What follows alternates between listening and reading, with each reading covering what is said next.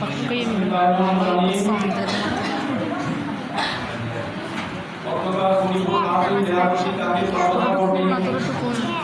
আয়োজিত পবিত্র ঈদের মিলাদুন্নবী অনুষ্ঠানে উপস্থিত আছেন সম্মানিত সভাপতি, উপস্থিত আছেন আজকের অনুষ্ঠানের সম্মানিত প্রধান অতিথি, উপস্থিত আছেন অভিভাবক বৃন্দ এবং আমার সহকর্মী বৃন্দ, সামনে বসা আমার ছাত্রছাত্রীবৃন্দ, সকলের প্রতি আন্তরিক সালাম জানিয়ে আসসালামু আলাইকুম ওয়া রাহমাতুল্লাহ।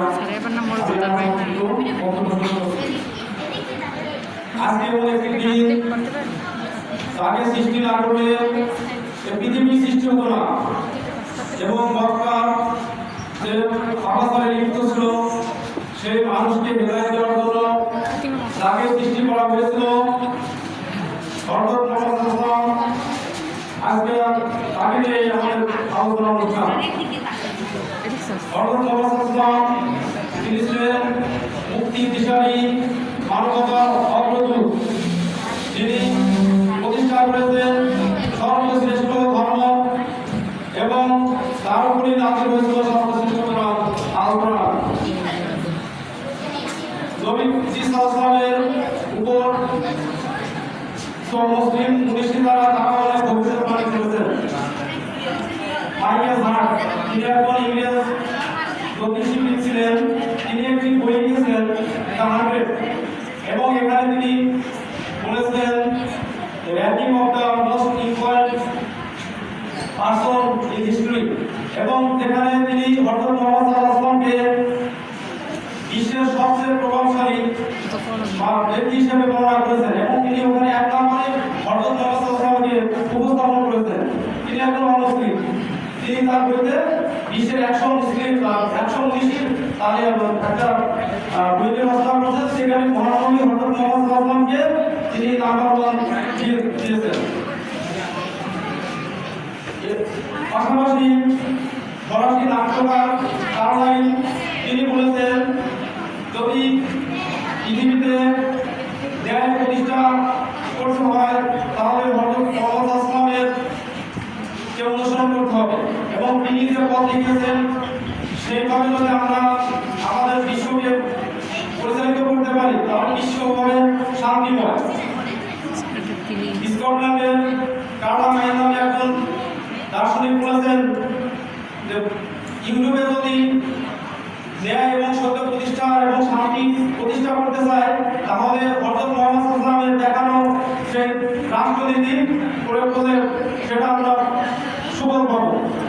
এভাবে বিশ্বের বিখ্যাত সব মনীষীরা হযরত মুহাম্মদ সাল্লাল্লাহু আলাইহি ওয়াসাল্লামকে সবসময় প্রথম কাতারে রেখেছেন। আজ হযরত মুহাম্মদ সাল্লাল্লাহু আলাইহি ওয়াসাল্লাম আমাদেরকে যে কোরআন এনে দিয়েছেন এবং তিনি যে পথ দেখিয়েছেন আমাদেরকে তার পথ অনুসরণ করতে হবে। আমি নবুয়ত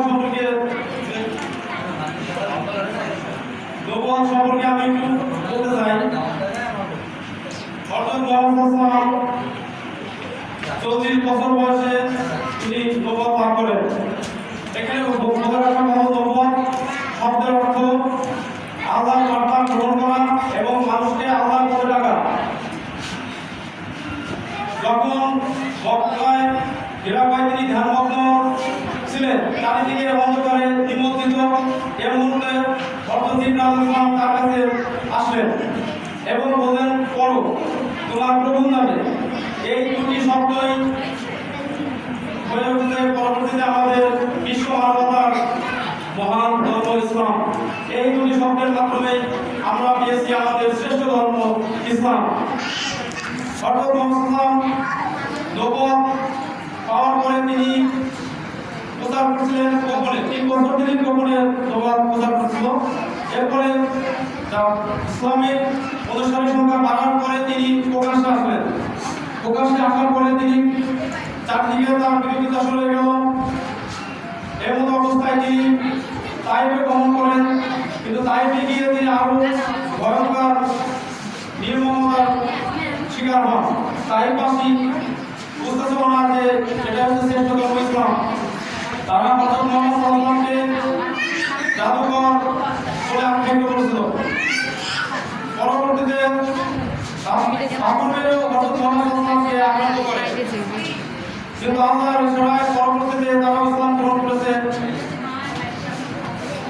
নবুয়ত এর উদ্দেশ্য হলো আল্লাহর দ্বীনকে মানুষের মাঝে পৌঁছানো, মানুষের মাঝে প্রচার করা এবং ন্যায় বিচার প্রতিষ্ঠা করার উদ্দেশ্য হলো নবুয়ত।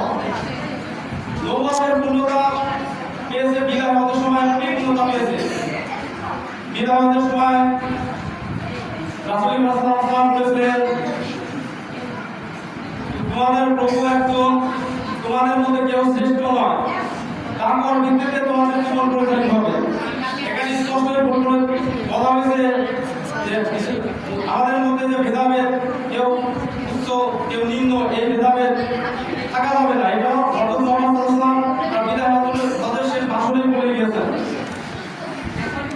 তো এই নবুয়তের মাধ্যমে আমরা যাতে আমাদের জীবনকে পরিচালিত করতে পারি, সমাজে ন্যায় প্রতিষ্ঠা করতে পারি, আমাদের চরিত্রকে আমরা সুন্দরভাবে গড়ে তুলতে পারি, সর্বোপরি আমরা আমাদের জীবনে এটা বাস্তবায়ন করতে পারি, এটাই আমরা কামনা করি, যাতে আমরা সুন্দরভাবে আমাদের ইসলামটাকে